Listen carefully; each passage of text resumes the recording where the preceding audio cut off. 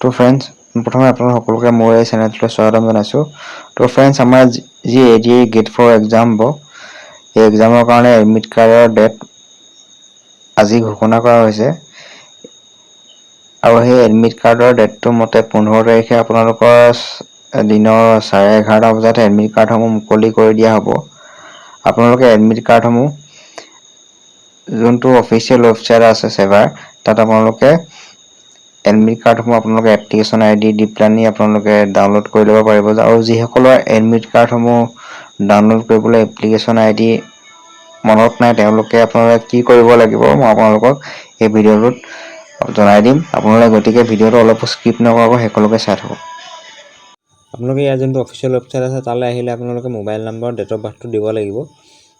Date of বাৰ্থটো mobile নম্বৰটো দিয়াৰ পিছত আপোনালোকৰ যোনটো এপ্লিকেশ্যন ID আৰু পাছৱৰ্ড আছে সেইটো আপোনালোকৰ মেছেজৰ যোগে আহি যাব।